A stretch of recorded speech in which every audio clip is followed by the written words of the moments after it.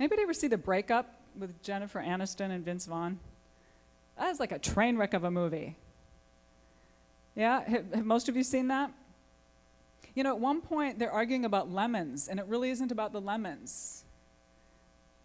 Anybody remember that? And he's like, I'd have gotten you 1,000 lemons if I'd have known. And she's like, it's not about the lemons. You know, she's like, I just want quality time. Anyway, so they had this horrible argument. It's never about what we think it's about. So if we maintain the mutual respect, we don't do the low blows. And the low blows end up clouding whatever the real issue is. So I think that as a value, if we can maintain our self-respect and maintain our respect for the other, even in the face of disagreement, we're going to be better off, and there's less cleanup to do later. There'll be less cleanup to do later. Okay, so thing number 1, choose wisely. Thing number 2, maintain mutual respect. Now on the right side of your paper, for those of you who are partnered, can you think of a time you had an argument and it had a successful resolution, where you noticed that you maintained your mutual respect, regardless of whether your partner did or not? And you don't got to write, but I'm thinking if anybody can think of a time, you can even put one word that sort of exemplifies a time when you really resolved it well. And maybe it took a week, maybe it took overnight, but something you did to handle a conflict that resulted in some kind of resolution rather than avoidance, and also where you maintained your mutual respect, where you could have lost it, because there's plenty of opportunities to lose it. All right? Okay. Thing number 3, and this is where I want to spend the majority of our time today. Don't personalize differences. We are really different. And often it seems like in the differences, we're really trying to piss each other off. Anybody ever notice that? It feels like they're just out to push our buttons. And they really mean to piss us off. Now, I want to talk about a few differences. The first one is some personality differences. There are introverts and there are extroverts. Introverts, by definition, they can be very outgoing, but they tend to process and think in their heads. And they can spend hours or days. If you ask an introvert a question, it may take them days to get back to you with the answer, because they're busy calculating in their heads and coming up with it. Now, this includes things like, where would you like to go to dinner? What's an introvert likely to say?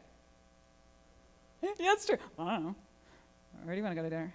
It kind of feels like a trick question. Now, if you ask an extrovert a question, they're likely to give you about 5 different answers within 5 minutes, because they're telling you their process out loud. Right? Well, there's Wendy's and there's McDonald's, and then I was thinking of, well, I just did that, so maybe this, and right? Extroverts. And introverts are following extroverts around, right? They're thinking Wendy's, oh shit, no, McDonald's, oh shit. And really what happens is to follow an extrovert around in their process is exhausting for an introvert. They're thinking, which one is the right one? Well, an extrovert's just talking out loud, because that's how they roll. Now here's the secret. Introverts and extroverts tend to get together. And it's really fun when it's fun. Right? Introverts think extroverts are so delightful, they have all this energy, and extroverts think introverts are so calm and so cool and so collect. And then arguments happen. Right? Now who's chasing whom around trying to get answers? Why can't you answer a simple question, the extrovert says to the introvert.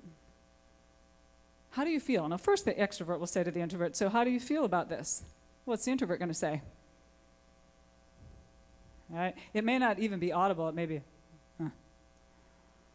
start thinking, shit, I don't have an answer yet. And I know I need to have an answer.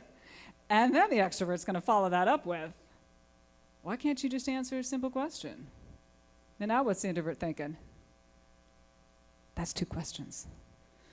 They're adding up quicker than I can get to them. I'm screwed and I haven't even started. And the extrovert's thinking, I can't get him or her to talk about anything. It's like pulling teeth. I don't think they care about me. Sound familiar? Anybody ever heard that? Mm-hmm. And the poor introvert's just thinking, I'm problem solving this as fast as I can. See the differences?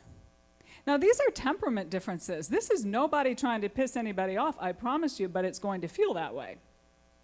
So what I always tell people is just know which type you are, so that you can tell your partner. This is how I roll. And if you're an introvert, then you don't have to make excuses for it. You just say, it's going to take me quite a while to get back to you. It's not that I don't care. I'm busy thinking in here. I'm working on it. I'm going to get back to you. Okay? And extroverts, same thing. Extroverts are going to have to talk it out loud. And extroverts are going to have patience with introverts. Right?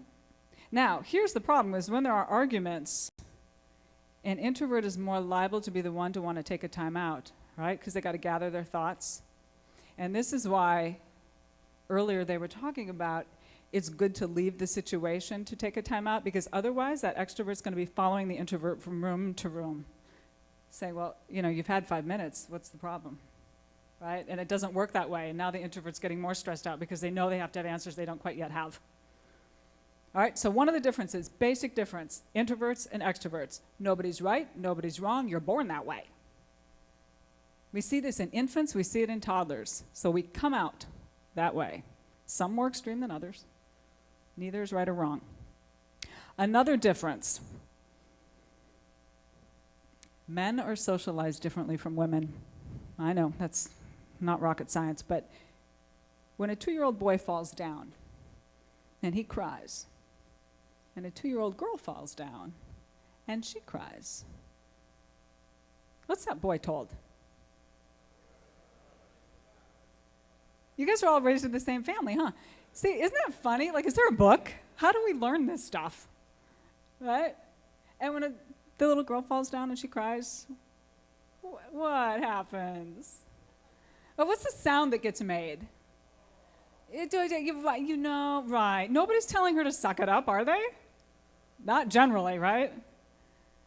Right. So here's the thing. I like to say God gave us all tear ducts.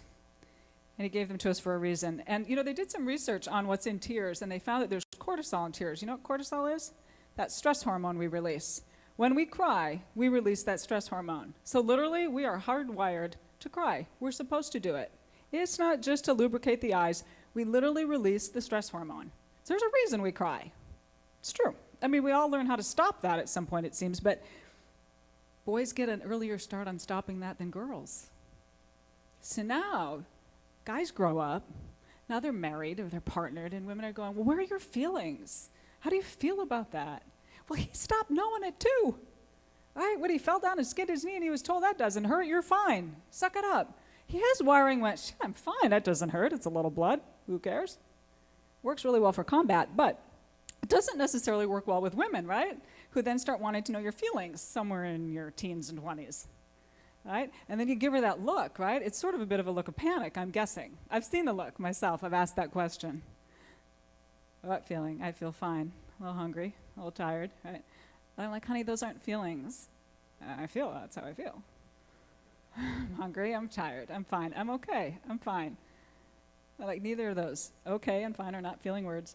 So one of the things I tell people is, we've got to learn to develop a feelings vocabulary. It doesn't have to really be a big one either. Sad, mad, frustrated, confused. It's really important for men to be able to say to women some of those words. You can write those down because sometimes we need help. Sad, mad, frustrated, confused. It is really okay if all you can come up with is, I'm frustrated right now. And it's okay to say confused too. I'm confused right now. You can say mad, but it doesn't really get you very far, right? And what I always say is mad is just the armory in which we keep the real feelings. That whole pissed off thing, that's like the armory. That's what we use to protect ourselves against the other stuff like frustrated and confused and hurt. So I always say if you can dig a little deeper and come up with something else, do so. It will make her melt. Wait till you see the shock. She'll be like, dude. Well, in California, she'd be like, dude. She won't even believe that you came up with those feelings. If you want to see women become putty, say some feeling word, just throw something out. Right, I feel, if you just say like, I feel confused, I mean, if nothing else, it will silence her for a moment, I guarantee you. You may get 5 follow-on questions after that if she's an extrovert. Really, what do you feel confused about? You've never said that before. I don't know why you're confused. What about, is it something I've done? Right? And so, I warn you. Of course, you would have had the introvert-extrovert talk by then, so you would be able to tell her, I can only handle one of these at a time. All right, there's a pastor by the name of Mark Gungor. Anybody ever heard of him? This is a funny man. on the page, the tips and tools page in your book, one of the websites I gave you is his website. I think it's called laughyourway.com. My father turned me on to this, man. God bless my father. He said, Dawn, men's brains are different from women's brains, and I learned this from the pastor. I said, you did? How's that, Dad? And he said, well, men's brains are like individual filing systems. And Mark Gungor talks about this. He has these two heads. He has the men's head on a podium, and he has a women's head on a podium. And he says, basically, men's brains are like a bunch of different boxes and file drawers. None of them touch. We have a file drawer for you. We have a file drawer for work. We have a file drawer for the car. We have a file drawer for your mother somewhere in the basement. And we have a nothing box. And then there's women's brains. And he said, women's brains are like the super internet highway. Everything is connected to everything is connected to everything. And the bottom line is, it's all connected to emotion. Now, they did some research, and they plugged men's brains up to, check the brain waves. They did the same thing for women. And then they asked men and women to sort of power down, right? So if you're really chilling, what's the brainwave activity really look like? Do you think it looks different? Serious. And this is the scary thing. When men's brains power down, I just have to say this as a woman, we don't believe this. I know this. I get it. I've seen the research. As a woman, I don't get it. You guys really power down. Like, it's almost like death. It's truly almost flatlined. The damn thing is flatlined. So when Mark Gungor says there's a nothing box, he means it. And we've really had to take that on faith. See, the thing is, we don't have anything like that. We don't. No. Even when we think we're powered down, we're still thinking, what are we going to do this weekend? And, I got to go to the shopping, and there's this thing and that thing. And he also says, women live in the future, and men tend to live in the here and now, right? So we'll ask questions about the future, and men are like, dude, again, if you're from California, dude, I don't even know what I'm having for dinner. You want to know what we're doing this weekend? Really, do I have to sign up now? So one of the basic differences is literally in our brains. Men can power down. And we want to get in that nothing box, by the way. Mark Gungor says this, and he's right. We, A, don't believe it really exists, and B, we want to get in there and decorate it, because we're thinking, nothing? That sounds awfully boring. What's in there? We want to go in, we want to look around, put in some furniture, show up. And he says this is why men can be watching TV and just clicking through and clicking through and clicking through. And we're going, what are you watching? Nothing. Right? And a more popular question from women to men is, what are you thinking? Nothing. And here's the thing is, we don't believe it. We think it's some kind of decoy, but apparently it's not, right? It's the truth. You really can be thinking nothing. Is it true? Okay, good. I'm glad to know that, because, the more you all tell me that, the more I'm bound sooner or later to believe that. And again, I do this work for a living, so I am teaching women all the time about these differences. I'm taking it on faith, because as a woman, I'm like, I don't know. But as a clinician, I go, I've seen the brainwaves, so I know, and science doesn't lie. So one of the differences, literally, is that men's brains and women's brains are created a tad bit differently, and neither is right or wrong. And we just have to teach the other gender about the other brain. So again, we don't think we're really trying to piss each other off. All right, there are a couple of psychologists who did some research, and I want to cover their research. I think it's useful.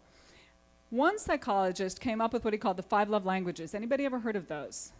Beautiful. I tell you, this saves a lot of people in my office. The 5 love languages. This is where the golden rule doesn't necessarily apply.